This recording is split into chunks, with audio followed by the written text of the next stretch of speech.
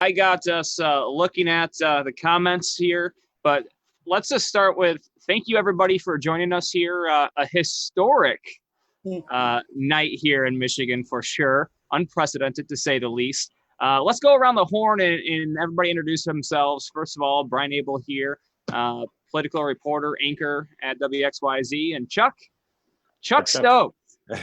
Chuck Stokes, editorial director at Channel 7 and host of Spotlight on the News, and have followed a lot of elections.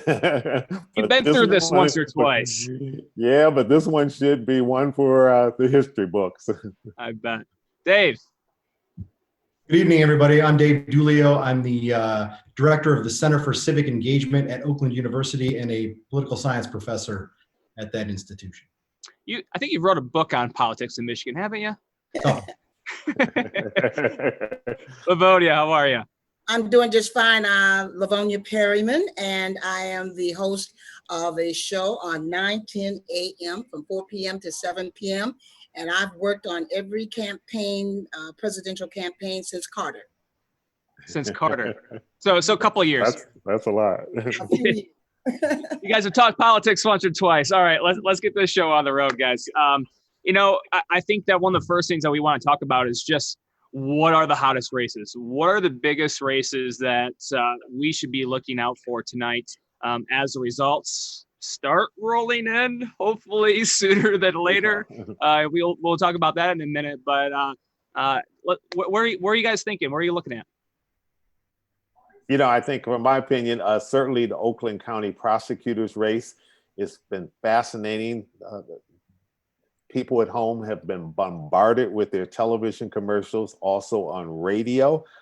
It is a key position because L. Brooks Patterson held that position for such a long period of time. And then, of course, when he passed away, Dave Coulter got in there, but he was only elected by a one vote from the Oakland County Commission. So he has not been elected by the people. And so when you really look at it, it's a wide open seat, and the people now get to weigh in on this particular race.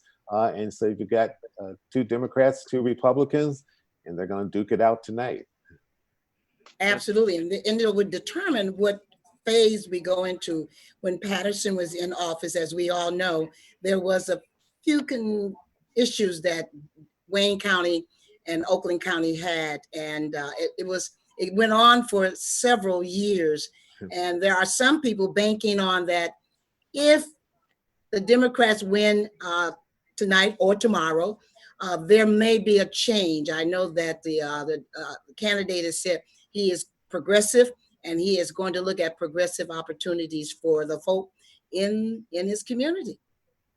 One other interesting component to that Oakland County executive primary on both sides, actually, there were two elections on that same ballot for the same race, where the primary to elect the next county executive, but there was also one there to fill out Mr. Patterson's term. So there'll be in addition to the regularly scheduled election there in November for the eventual winner who will be sworn in January. Somebody's going to win that special election to serve the remainder of Brooks Patterson's term in 2020.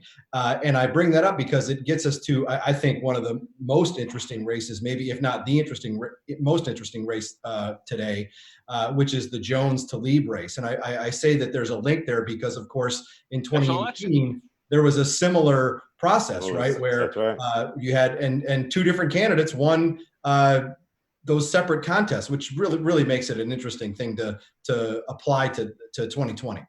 Yeah, you had Brenda Jones go to Washington for what was it, a few weeks? 5 weeks. Yeah. Right, only to come back home, and then Rashida Tlaib actually represented the district. So you're absolutely right, Dave Dulio. We could have a very similar situation here. One candidate wins, whether it's the Democrat, Republican, they go in for a couple months here, and then you turn right around and you may have a totally different person. And it might be really confusing for the voters. I mean, just the average person that doesn't really follow politics the way we all do, to say, why in the heck am I voting on these same names twice? And that may be very confusing. And I think that was an interesting element to this primary season, is that nobody talked about that.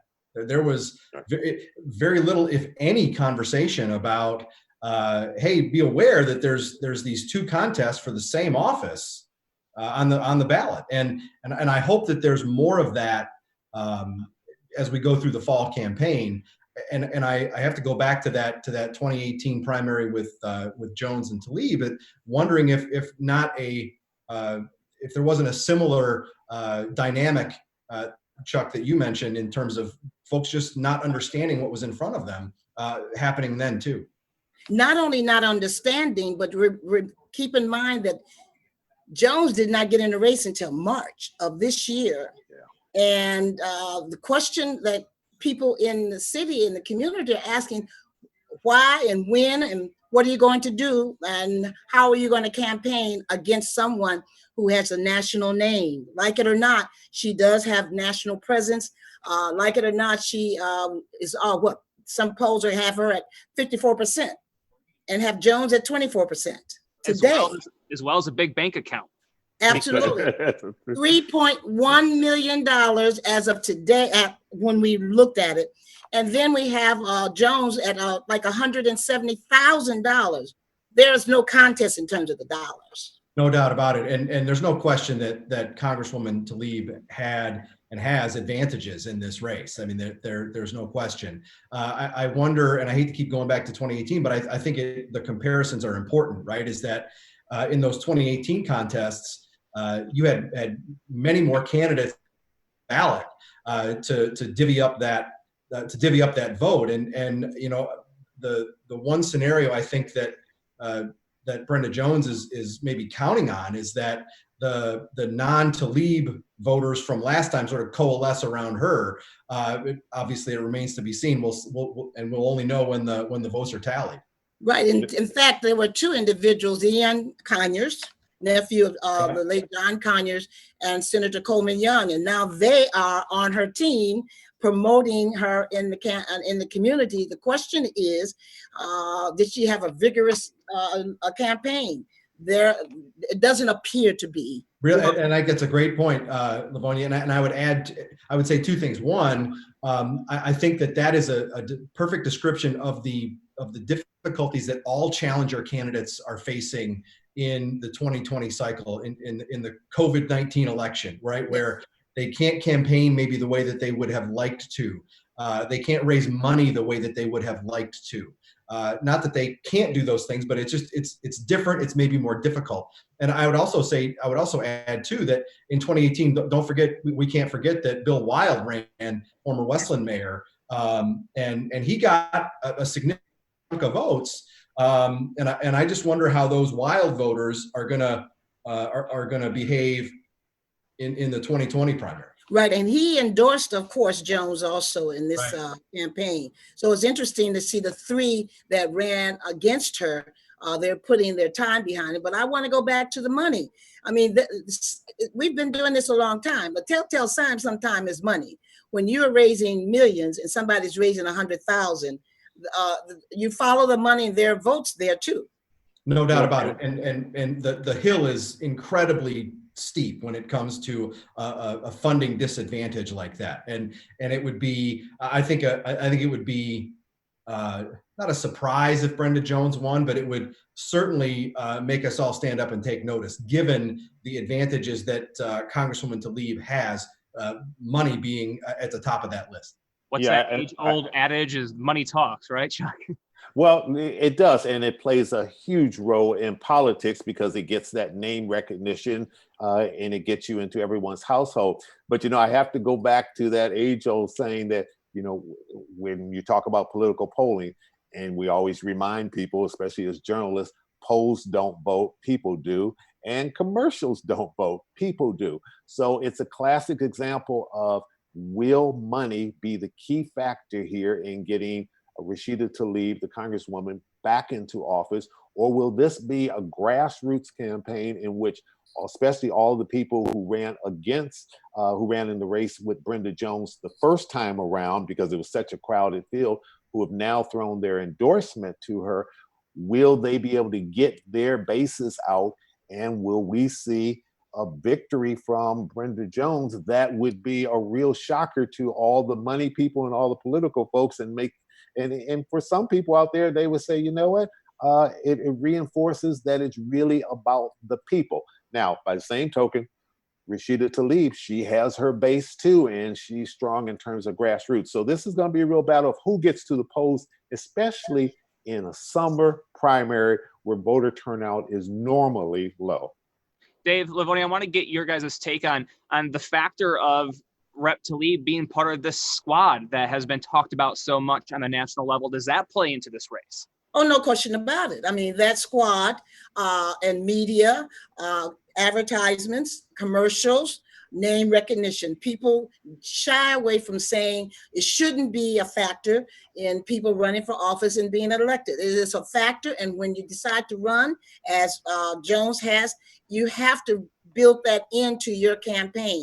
One, she has a national presence, like it or not. She has a local presence, like it or not. And she has a base, Arab Americans, like it or not.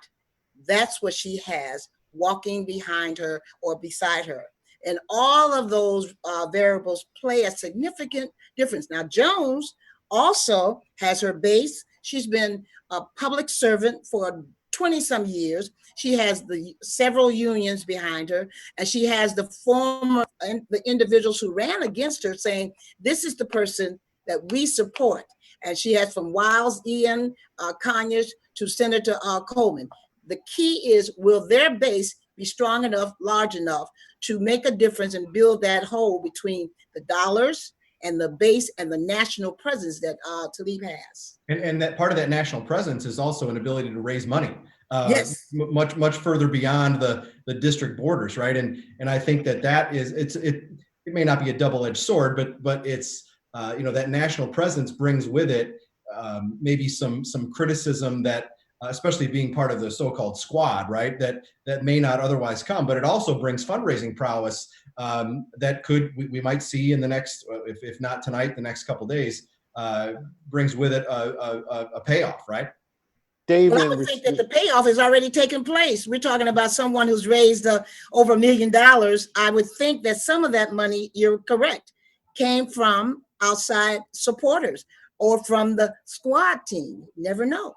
David, Livonia, are you surprised that Brenda Jones did not do more with Rashida Tlaib in terms of the controversy that we alluded to earlier, that Brian talked about, in terms of all the controversy that surrounded the squad and President Trump and the comments he made? And I mean, certainly for the first year and a half of her tenure there in Congress, she was in the news almost every other week in a controversial way.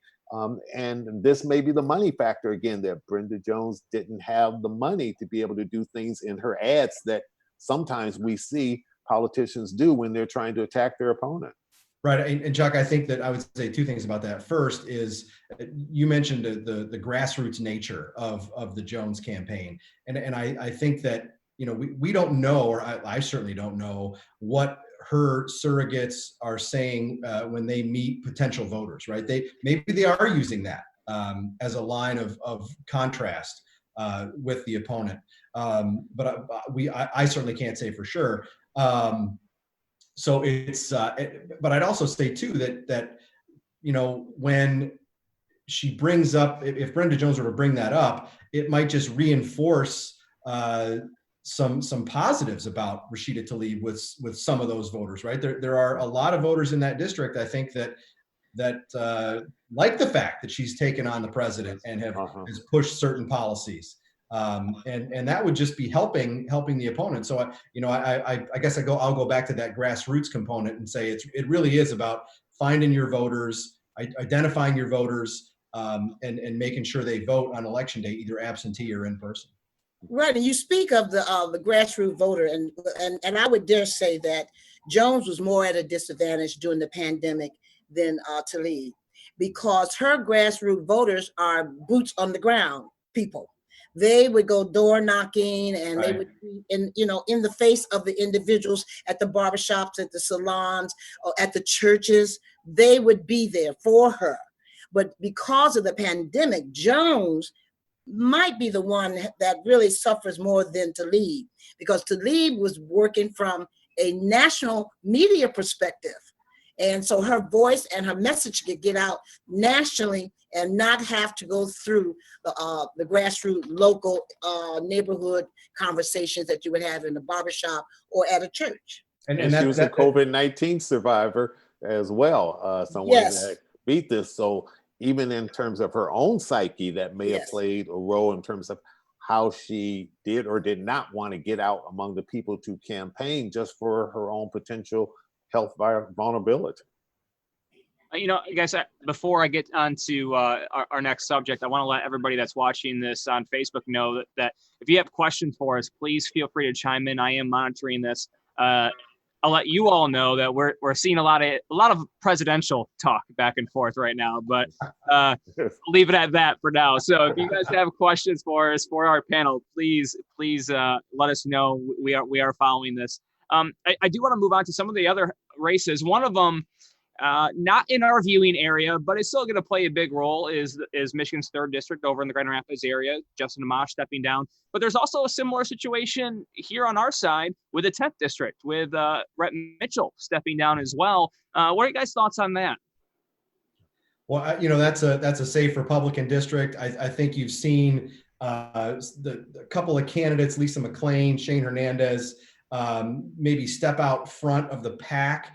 And you've got Hernandez that has gotten a bunch of endorsements. McClain has got the money advantage, right? And again, it's one of those things that what's going to win out in a COVID election? Is it going to be money, or is it going to be grassroots? Absolutely. And once again, right? When you talk about, it's a Republican base area, and so you already automatically already know that there are a number of people that are not going to change. That's a given.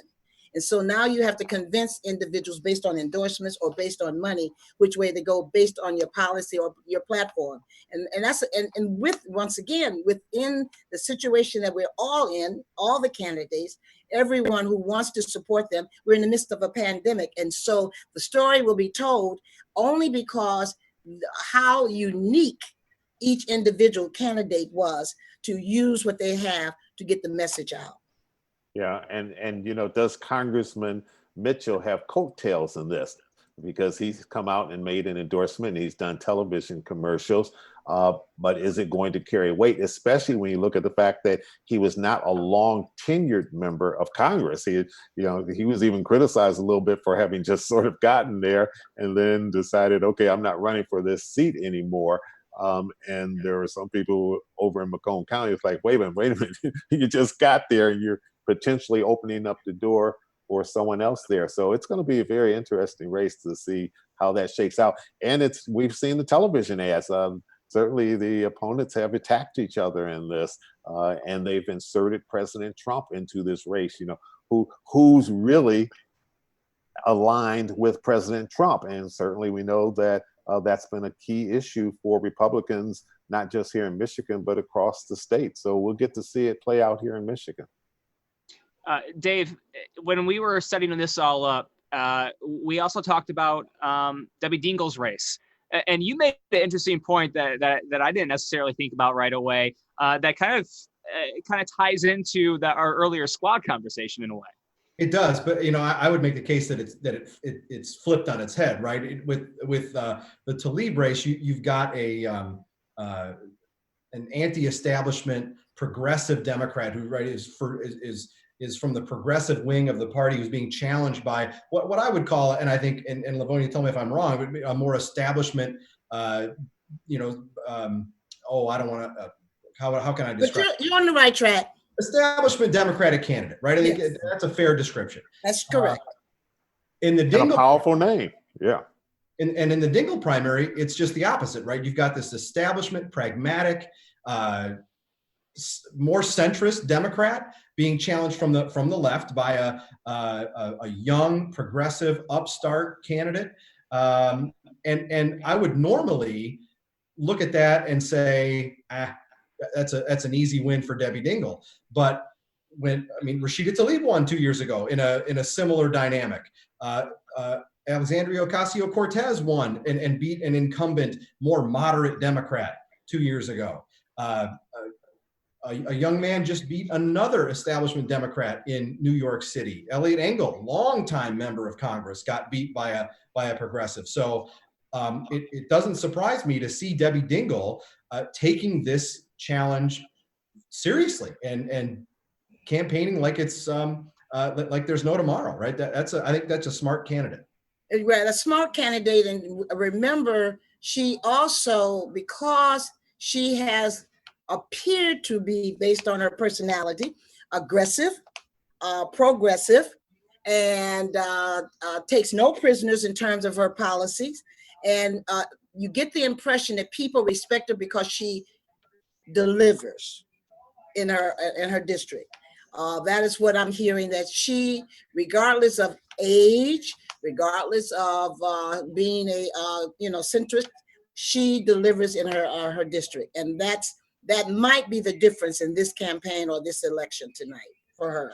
She's also someone who has a good reputation, I think a lot of observers would say, in terms of reaching across the political aisle.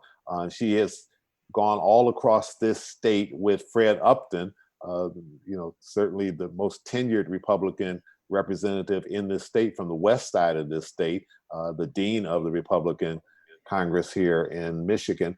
And they have such a close relationship. Now, whether or not this plays for her or against her in this backdrop that both of you have described in what is an unusual election year, we don't know. But that might be something that works to her advantage, is that she's not seen as overly partisan in some ways, that she really makes a point of saying we all have to work together. And she emphasized that, throughout all the ceremonies for her husband, and she has said that on countless policy issues. So we'll have to see. And it's interesting, right? In a general election, I think there's no question that that's an advantage, and that's a message that would carry some weight. In a primary, especially in a year that has got so much Democratic energy and excitement, you wonder if the pragmatic, results-based message is one that works in a Democratic primary. We'll wait and see. We'll wait and see, but the key is to her making mention of this. She has been making mention of it all of the time. It's not a new slogan for her. This is who she is. And so absolutely, she's always said, I will, and she has demonstrated that she actually really communicates fairly well with her opponent or those folk who she needs their votes. I couldn't agree more. And I think that consistency throughout her time in office and even before is something that is a credit to her and will serve her well. Big question: are people sick of the Dingell name? That becomes the big question.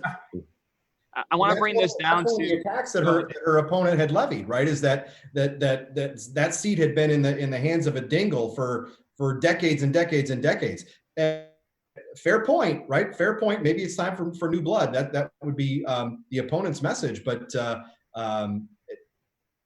there's something comfortable about that Dingell name for a lot of voters. You guys leave the names out, and you could have fooled a lot of people on what race you're talking about, because we could have also been talking about the Oakland County prosecutor race as well, because Jessica Cooper has been there for a while. Yes. Has formally received endorsements by both Detroit editorial boards for the newspapers. Not this time around. When I talked to her this past week, she actually said that was ageism is the reason why she didn't get that vote. Her opponent has Karen McDonald.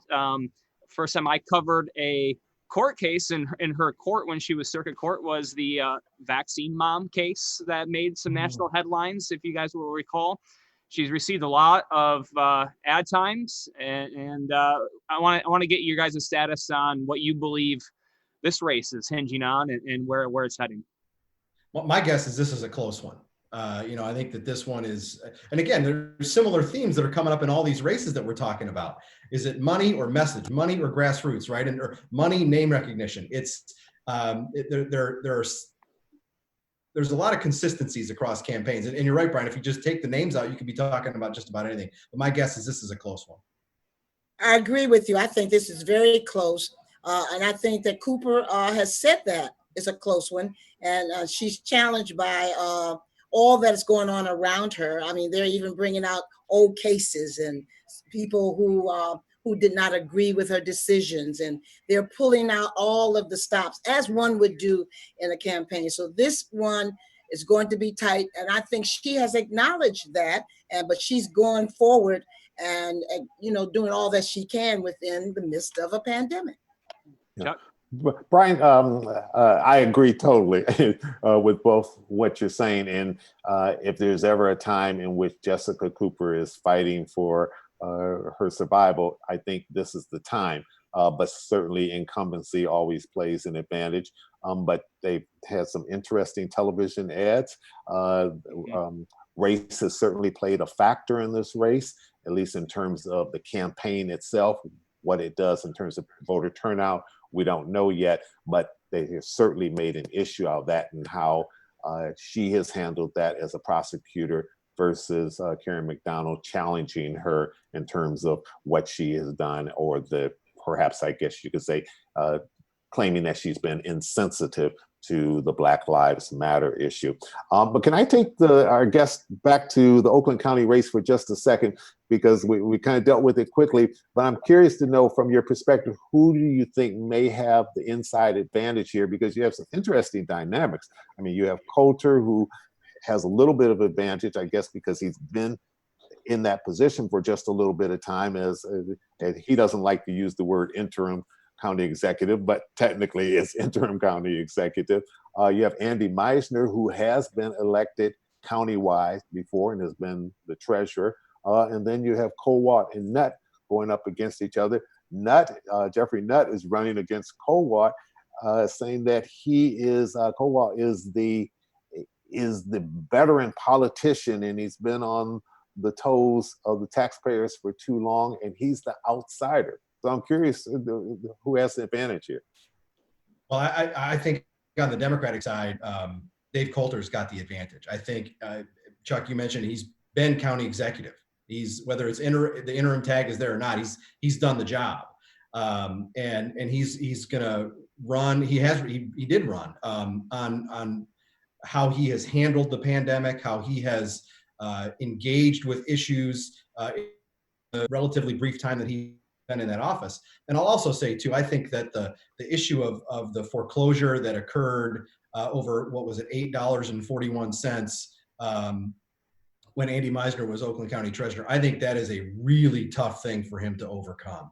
I think a lot of voters look at that and say, you got to be kidding me. On the Republican side, I think name recognition probably wins the day with Mike Kowal. Mr. Nutt's got a fair point that he's the outsider, and sometimes that outsider candidate message works. We've seen that happen over and over again. But I think my sense in Oakland County is that Mike Kowal is seen as the candidate best suited to take on the Democrat. Kowal has not made any major mistakes since he's been in office, and so individuals have watched him move through, and not, it was a few hiccups, but smoothly move from Patterson's situation. Even though he's a Democrat, they did not see the stark distinction.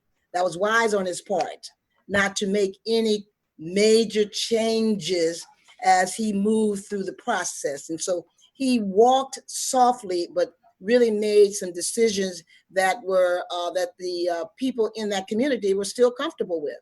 So I think, based on not making mistakes and walking comfortably and knowing the people in the community, really knowing what they're looking for, he understood that he could not make any drastic changes at this point. So one interesting thing about that too is if Dave Coulter does come out of that Democratic primary, he campaigned pretty aggressively as a progressive, using that word and talking about progressive policies. It'll be very interesting to see if that messaging continues in the general election. Oakland County has certainly shifted over the last 15, 20 years.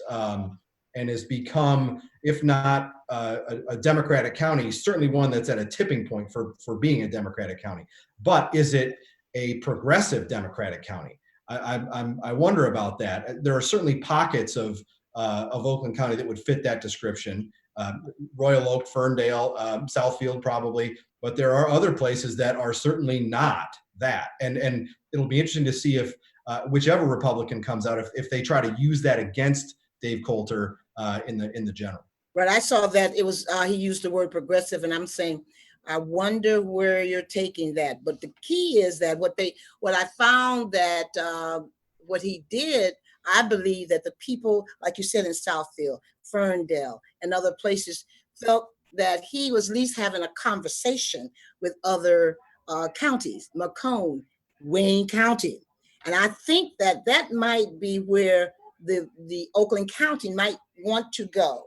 At least open the door open for conversations as we live in this area together.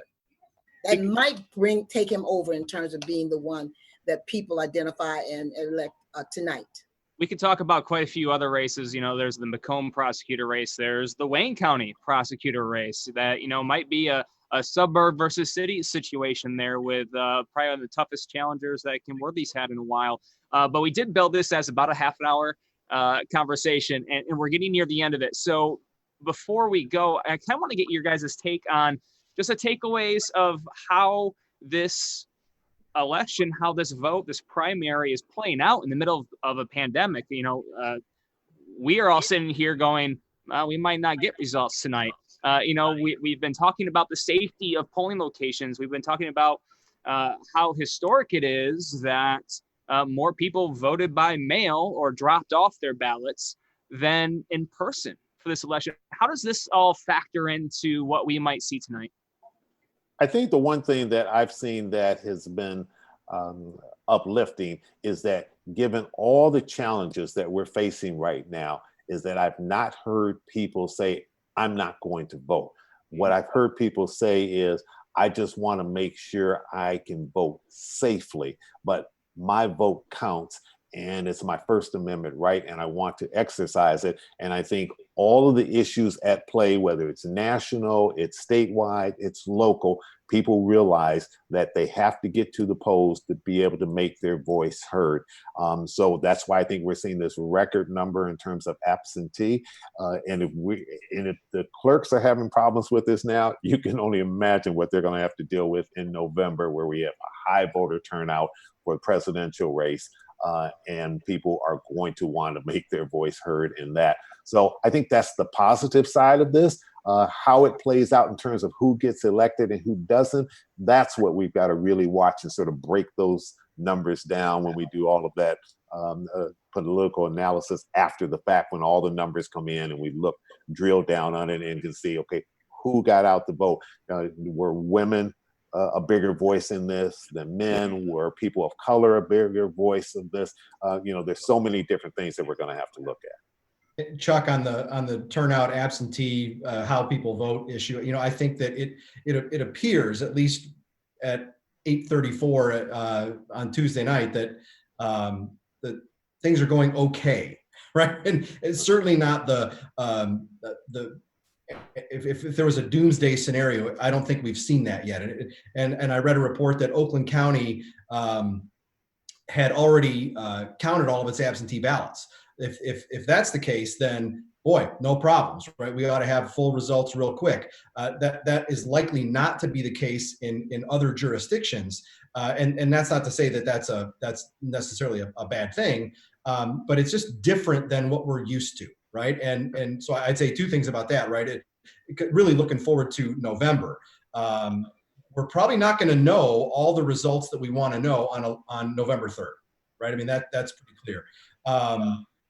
And it's what do the clerks do if they can handle the relatively small voter turnout in a primary? What do they do with the much larger number of votes that are going to come in, probably by absentee in November? That's the big question for me. Livonia? Well, you know what? I'm glad you mentioned that as we close. I want them to understand, if you know the problem or the situation that you're going to face, hire the number of people you need for that to take place.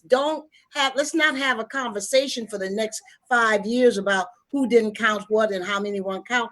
Hire the people. They are available. They're looking for jobs. That could make the difference. Number two, I'm very pleased to see how many people decided to run for office, even in the midst of the problem and the pandemic that we're having, and also that the mail-in ballot situation really appears to be successful based on the initiation of it being done here in the state of Michigan. But hire the people so we don't have that conversation. And very quickly, will the federal government come up with the money that states are saying they are going to probably need to deal with the voter turnout in terms of absentee voting, all of the things you need to be able to have a safe, successful election? Will that money come from the federal government when they're debating as we speak about whether or not they're just going to come up with even more stimulus money? It becomes a dollars and cents question too. And we didn't even talk about moving to November with the Haley Stevens race, the Alyssa Slotkin race. There's too much to get to in such a little time. And I got to get to putting a story together for tonight. And we are starting to get early results in. They're starting to roll in right now, everybody. So WXYZ.com, right on the splash page, you'll be able to find that. I do want to take the moment to say thank you, Livonia. Thank you, Dave. Thank you, Chuck. Our pleasure. Truly Thanks my to all pleasure. of you at home for watching.